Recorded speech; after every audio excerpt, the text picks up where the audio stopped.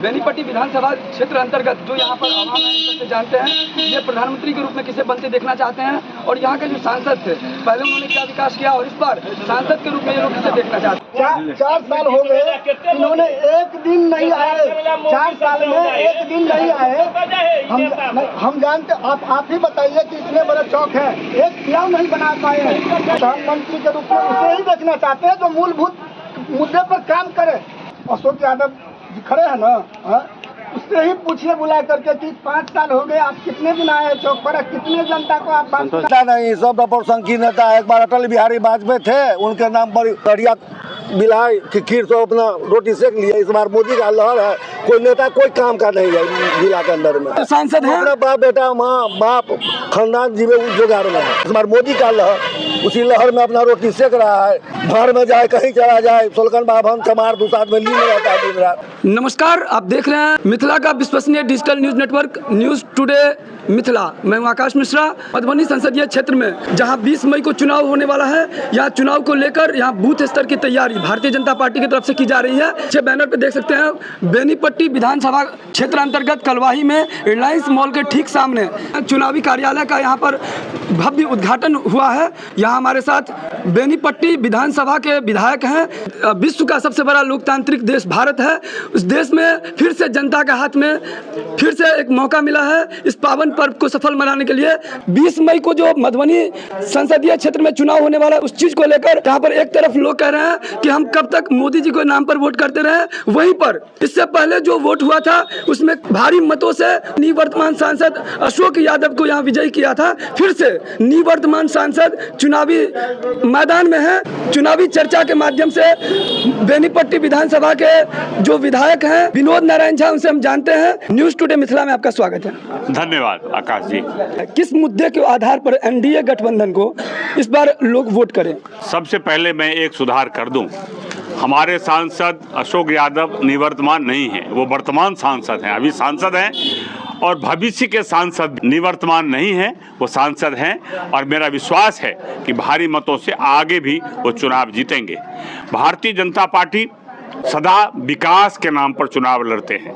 विकास हमारा ध्येय है और जन जन का विश्वास, एक एक लोगों को का विकास हो, इसके लिए भारतीय जनता पार्टी और हमारे नेता नरेंद्र मोदी जी प्रयासरत हैं। इसीलिए आपने देखा होगा कि हर घर में बिजली कैसे पहुंचे, हर जगह सड़क कैसे पहुंचे और इसलिए हर गांव में स्कूल का निर्माण कैसे हो, ये सब की चिंता एनडीए करती रही है। तो विकास पहला मुद्दा है। चुनावी कार्यालय के ठीक सामने रिलायंस मॉल के अपोजिट में भी जल जमाव की समस्या, सड़क की समस्या, बेनीपट्टी विधानसभा क्षेत्र अंतर्गत बहुत ऐसे बुनियादी समस्या। आखिर ये समस्या को दूर करने के लिए जिम्मेदार कौन है? पहली जिम्मेवारी मेरी है और मैं उस जिम्मेवारी को बखूबी निभाऊंगा, निभाता रहा हूं और अनेक सड़क बने हैं।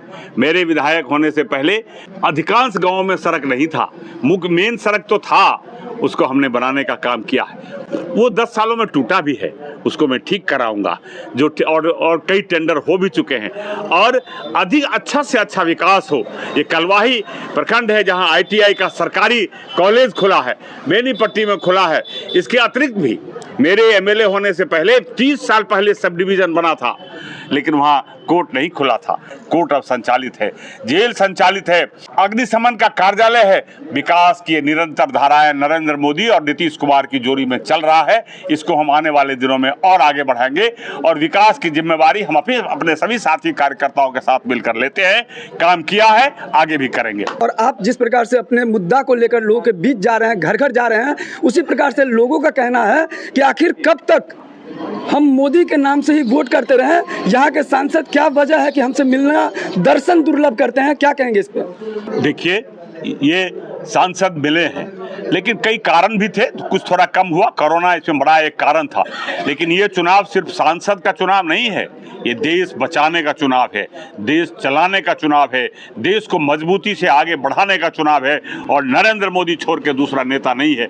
हम आपके माध्यम से पूछना चाहते हैं, इंडी गठबंधन वाले, राजद, कांग्रेस, बाकी दलों से कौन है उसका नेता? बिना दूल्हे की बारात होती है क्या?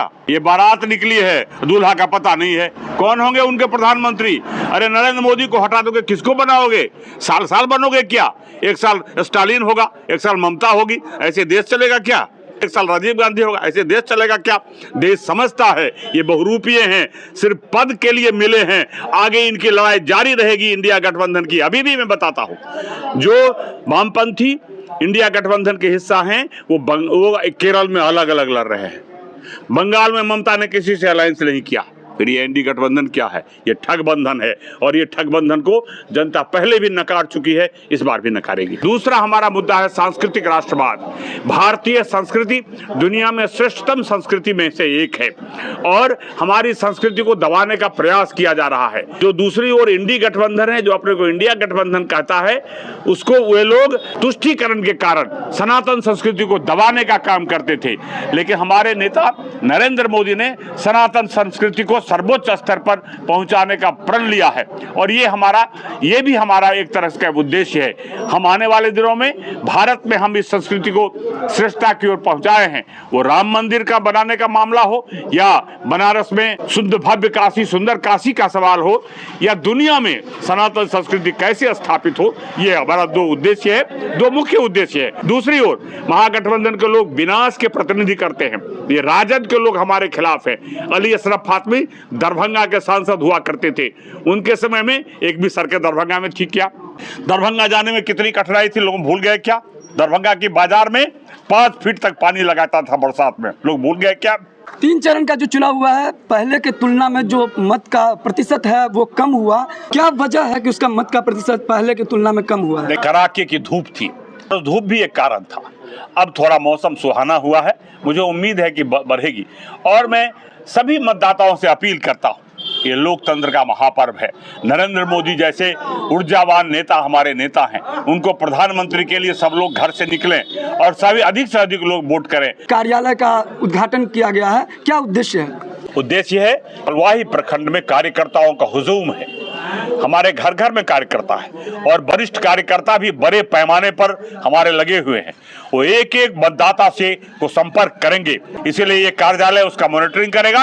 कुशल वक्ता के रूप में भी जाना जाते हैं, और बेनीपट्टी विधानसभा क्षेत्र अंतर्गत विधायक जी थे, विधायक जो कि विनोद नारायण झा, किसी परिचय के मोहताज नहीं है, और बेबाकी से हर एक प्रश्न का उन्होंने उत्तर दिया। हमारा हमेशा प्रयास होता है कि हम लोगों के बीच जाते हैं, लोगों के बीच से प्रश्न लेके आते हैं, और ऐसे जो नेता हैं, जो भारतीय जनता पार्टी कट्टावर नेता के रूप में जाने जाते हैं, इन सबसे हम वो प्रश्न करते हैं जो आप लोग का प्रश्न होता है। आशा करेंगे इस तरह का वीडियो आपको अच्छा लगेगा। अच्छा लगे तो इस वीडियो को ज़्यादा से ज़्यादा शेयर करें, और अपने लोकतंत्र के जो महापर्व है मतदान, जो 5 साल के बाद एक बार आता है, अपने वोट का वैल्यू को समझेंगे, 100% मतदान हो। इस क्रम में हर एक किसी की भागीदारी है कि अपने बूथ पर जाएंगे और वोट करेंगे। चाहे आप किसी को भी वोट करें, लेकिन वोट करेंगे ताकि लोकतंत्र मजबूत हो। इस वीडियो को शेयर करें, और अगर इस चैनल पर नए हैं तो इस चैनल को सब्सक्राइब कीजिए। मिथिला का विश्वसनीय digital news network news today Mithila, Akash Mishra के साथ।